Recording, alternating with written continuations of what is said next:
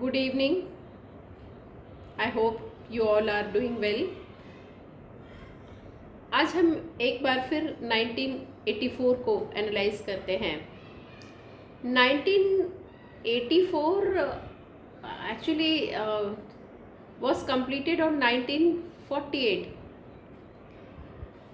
और 1949 में पब्लिश हो गई थी ये बुक. इस बुक का जो टाइटल है 1984, ये एक तरह का सिंबॉलिक टाइटल है जिसमें it's a symbol of future assumption. क्या होने वाला है आगे लाइफ में, जहाँ इस नॉवल में दिखाया गया है कि पूरे घर में टेलीस्क्रीन इंस्टॉल्ड है, सारे घर में आपकी एक एक हरकत नोट हो रही है और आगे लाइफ प्रिवेसी, प्राइवेट लाइफ कुछ नहीं बचेगी.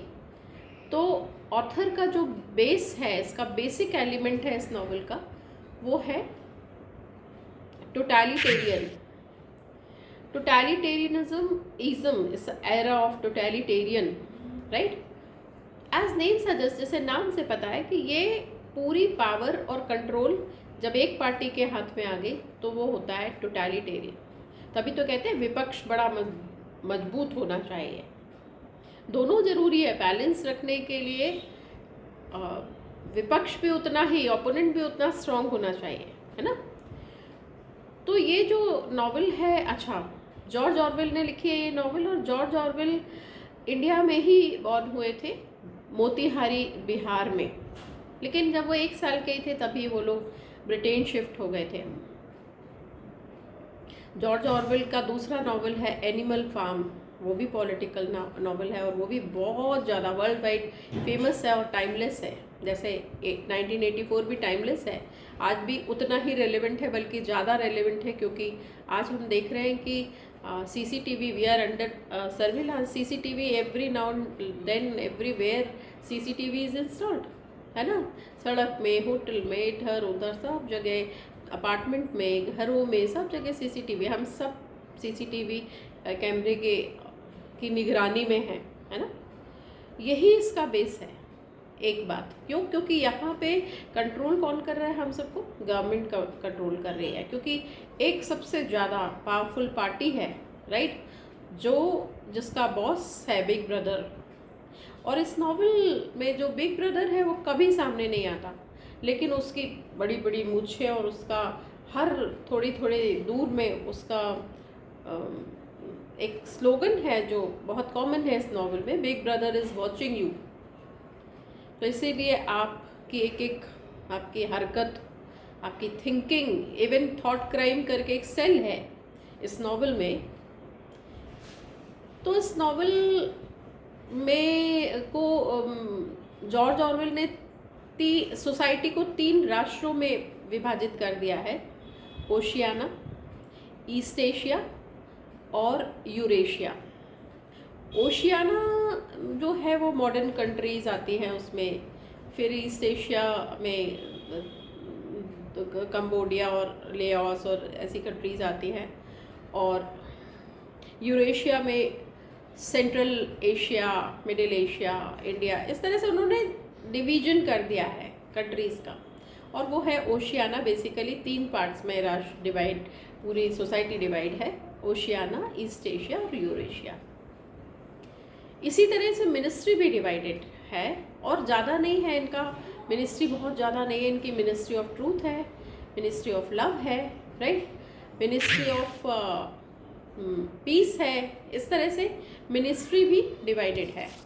आप देख लेना, मैंने जो बनाया है इसका वीडियो जो बनाया है उसमें आप देख लेना. तो ये मिनिस्ट्री, जहाँ तक मिनिस्ट्री ऑफ ट्रूथ है, तो ये इसमें ज़्यादा फोकस मिनिस्ट्री ऑफ प्लेंटी है, राइट.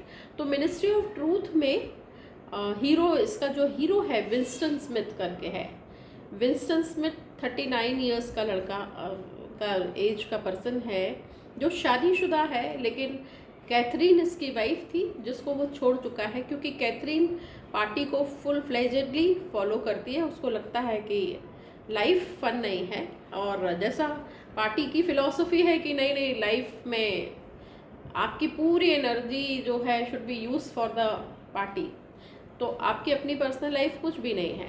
परंतु जो उसका हीरो है विंस्टन स्मिथ, वो अपनी लाइफ को एंजॉय करना चाहता है, जीना चाहता है, वो समझता है कि life is fun, life is for Joy.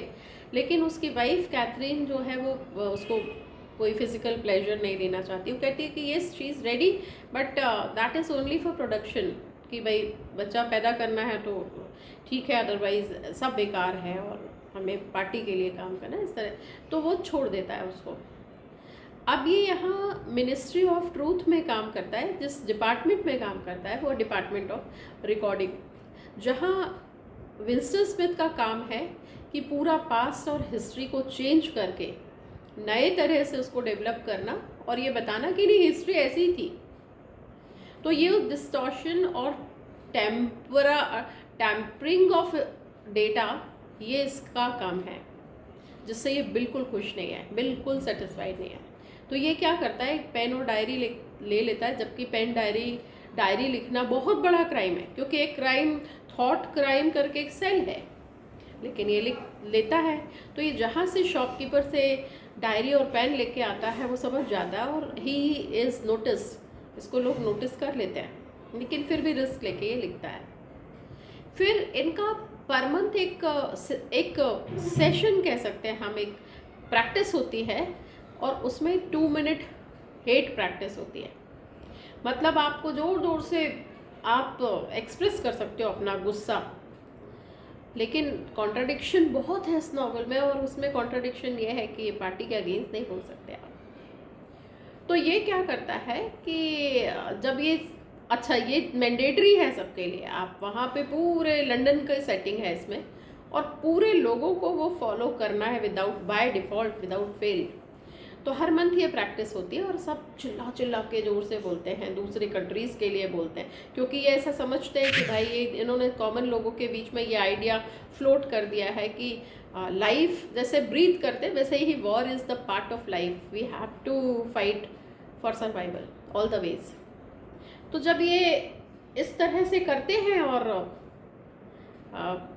Hate speech, वो जो हेट वाला प्रैक्टिस चलती है 2 मिनट हेट, वहाँ पे इसको ये अचानक से ओब्रायन को देखता है और उसको एक अजीब सी स्ट्रेंज बॉन्डिंग लगती है ओब्रायन के साथ, और ये समझता है कि जैसा मैं गवर्नमेंट के against, however he is working in the same with the same government, फिर भी उसको लगता है कि ये जो गवर्नमेंट है ये इसमें इतने फ्लॉज हैं, लाइफ कुछ नहीं है, इतना ज़्यादा टॉर्चर है, लेकिन फिर भी वो काम करता है, अर्निंग के लिए करता है। तो वो वहाँ पे ओब्रायन को देखता है उस प्रैक्टिस के ड्यूरेशन में, वो उसको ओब्रायन को, और उसको एक अजीब सा कनेक्ट फील होता है ओब्रायन के साथ। तो क्या होता है, वहीं पर ये जो जूलिया है वो भी काम करती है, तो वो डिपार्टमेंट ऑफ फिक्शन में काम करती है, लेकिन मिनिस्ट्री ऑफ ट्रूथ में दोनों काम करते हैं, पर डिपार्टमेंट दोनों के अलग है। जूलिया का डिपार्टमेंट ऑफ फिक्शन है और इसका डिपार्टमेंट ऑफ रिकॉर्डिंग है। तो जब ये जूलिया को देखता है तो उसको लगता है कि Julia is very much loyal to the government, और मैं तो बहुत अगेंस्ट हूँ, तो जूलिया पक्का मुझसे बहुत हेट करती होगी, मेरी बॉडी लैंग्वेज से हेट करती होगी।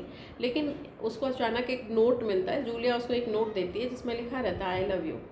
तो ये तो लाइफ को जीना चाहता है, तो ये एक्सेप्ट कर लेता है। और जूलिया, और ये बहुत बड़ा क्राइम है, मतलब सीवियर पनिशेबल क्राइम है, फिर भी जूलिया और ये मिलते हैं।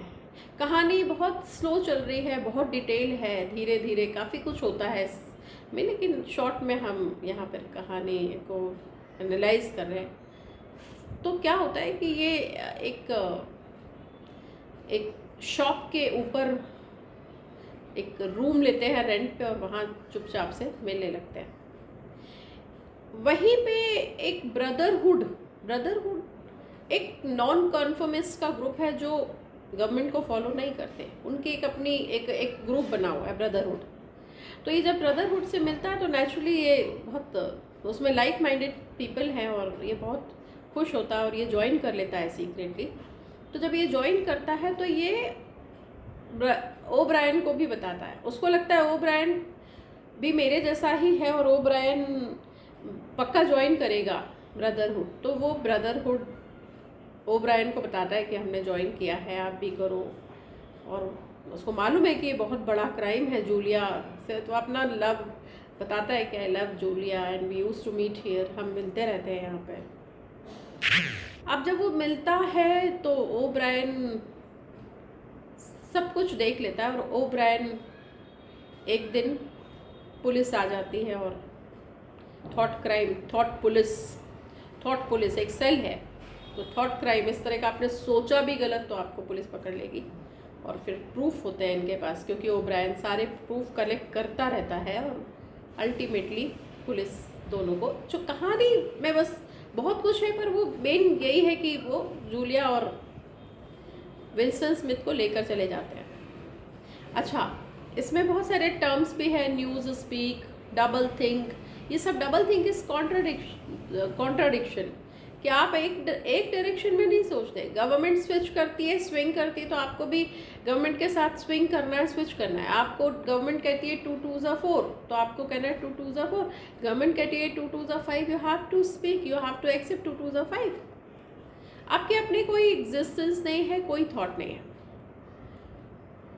अब जब इनके अगेंस्ट इतने सारे प्रूफ है, ये डायरी लिखता है जूलिया और ये मिलते हैं, मतलब आप सोचना ही क्राइम है और फिर आप मिलते हो, तो इन लोग, ये बड़ा सीवियर पनिशमेंट इनको मिलने वाला है। और पुलिस ले जाती है बिकॉज ऑफ ओब्रायन, क्योंकि ओब्रायन बहुत सारे एविडेंस कलेक्ट कर लेता है। जैसे ही वहाँ लिखा भी है big brother is watching you, आप अपना घर का साउंड उसका टेली स्क्रीन का कम कर सकते हैं, लेकिन आप बंद नहीं कर सकते, 24 घंटे ऑन रहता है। तो जब पुलिस इन दोनों को लेकर जाती है तो 101, याद रखिएगा 101 एक सेल है जहां पुलिस विल्सन स्मिथ को लेकर जाती है, जूलिया को लेकर जाती है। तो वहाँ उस पर्टिकुलर उसमें क्रिमिनल्स को नाइटमेयर, जिससे उनको बहुत डर है, फियर है, उस तरह का टॉर्चर दिया जाता है। तो विल्सन स्मिथ चूहों से बहुत डरता है। तो ओब्रायन जब ये ओब्रायन को सेल में देखता है 101 में, तो उसको बिकॉज एक प्रिजन है वो, तो उसको लगता है कि ओब्रायन ने भी शायद कोई गलती की है, इसलिए ओब्रायन यहाँ पर है। लेकिन ओब्रायन तो प्रूफ कलेक्ट करके वो गवर्नमेंट के साथ है, और फिर ओब्रायन विल्सन स्मिथ को बहुत बुरी तरह टॉर्चर करता है। अब होता ये है कि जब इतना ज़्यादा टॉर्चर होता है, और विल्सन स्मिथ क्या करता है, चूहे लेकर आता है और उसके पिंजड़े में से निकाल के चूहे विल्सन स्मिथ की आंख काटते हैं। यहाँ उसको बहुत टॉर्चर करते हैं चूहे। तो ओब्रायन वहाँ इतना फिजिकल टॉर्चर, बहुत ज़्यादा सीवियर टॉर्चर, और फाइनली वो मेंटल भी ब्रेक हो जाता है, उसका सरेंडर कर देता है और कहता है कि गो टू जूलिया, मैं क्यों, जूलिया के पास जाओ। उसको भी जूलिया, जिसको वो इतना प्यार करता है, वो यहाँ टूट गया। और द मोमेंट ही utter that why not Julia, ऐसा कुछ बोलता है, उसमें डायलॉग है। तो वो कहता है कि जूलिया को, मुझे क्यों, उसको भी ले, उसको तंगाओ, उसको भी पनिश करो, वो भी तो उतनी बड़ी कल्प्रिट है। बस ओब्रायन उसका रोक देता है सब कुछ और कहता है कि यस नाउ इट्स ओके। और फिर वहाँ जब वो बिल्कुल मेंटली शैटर्ड है, टूट चुका है, और एक model what we can say that person बन गया है ना, तो फिर वो कहता है कि यस नाउ एक बहुत अच्छा एक अच्छा नागरिक है उस लंदन का। वो क्योंकि वो बिग ब्रदर कहता है कि big brother is my brother, है ना। और बिग ब्रदर को जैसे सारे लोग बिना क्वेश्चन के उसको फॉलो करते हैं, ये भी करने लगता है। और इस तरह से नॉवेल एंड होती है, जहाँ बहुत, अब वो जूलिया को देखता है तो जूलिया उसको थोड़ी बड़ी सी दिख रही है, थकी सी लगती है, एजेड लग रही है, क्योंकि जूलिया के साथ भी बहुत टॉर्चर हुआ है। और अब उसको जूलिया को देख के कोई फीलिंग्स नहीं है, ही इज़ हैप्पी। और वो जिन पीता है, वो अपनी लाइफ में एंजॉय करता है, और लाइफ निकलती रहती है। और फाइनली वो सरेंडर हो जाता है। वो कहता है कि yes big brother is good person और सब कुछ बहुत अच्छा है। ये नावल जो है यूटोपियन डिस्टोपियन नावल है, जिसमें सब कुछ खराब है। डिस्टोपियन का मतलब है हर चीज़ खराब, कुछ भी अच्छा नहीं, क्योस है, हर चीज़ डिस्टर्ब है, लाइफ में कुछ भी नहीं है। तो ये डिस्टोपियन है। और यूटोपियन आपको पता है कि सब कुछ बहुत अच्छा, ये इमेजिनरी नॉवेल्स होते हैं। तो इस तरह से यहाँ नॉवेल एंड हो जाती है और पावर उनके हाथ में है, कंट्रोल एक पार्टी के हाथ में है। इसकी पार्टी, इसमें क्या है एक्चुअली, पार्टी मैंने बताया कि इनर पार्टी है, आउटर पार्टी है ना। तो इनर पार्टी में कुछ लोग हैं जो कोर कमेटी के मेंबर्स है, आउटर पार्टी में कुछ ज़्यादा लोग हैं, ये आउटर पार्टी में रहता है और उसमें काम करता है। फाइनली जब ये सरेंडर हो जाता है तो नॉवेल ख़त्म हो जाती है। एक बहुत ही ट्रैजिक नोट के साथ नॉवेल ख़त्म होती है। लेकिन कहते हैं कि आपने देखा होगा चाइना में टोकन सिस्टम है, आप अपना टोकन कैरी करो तो आपको उस नंबर के अकॉर्डिंग आपका प्रमोशन होता है। ऐसे बहुत सारी कंट्रीज में कुछ ना कुछ इस तरह की चीज़ें होती रहती हैं। और डिक्टेटरशिप आपने देखा, सद्दाम हुसैन को लोगों ने कैसे उखाड़ फेंका, गद्दाफ़ी को देखा होगा आपने। तो ऐसा नहीं है। जिस दिन बहुत ज़्यादा, इसीलिए कहते हैं अपोजिशन भी बहुत स्ट्रांग होना चाहिए, इसीलिए क्योंकि जब लिमिट क्रॉस होती है तो फिर कहते हैं कि सिंहासन खाली करो कि जनता आती है। तो जिस दिन लिमिट क्रॉस हो जाएगी, पीक पे कोई चीज़ पहुंचती है, तो फिर ऐसे लीडर्स को सिंहासन खाली करना पड़ता है, क्योंकि अब जनता के आने का समय है। तो इस तरह से इस नोट पे, पॉजिटिव नोट पे हम इस नॉवेल को ख़त्म करते हैं। आपके comments always most welcome. Thank you. God bless you.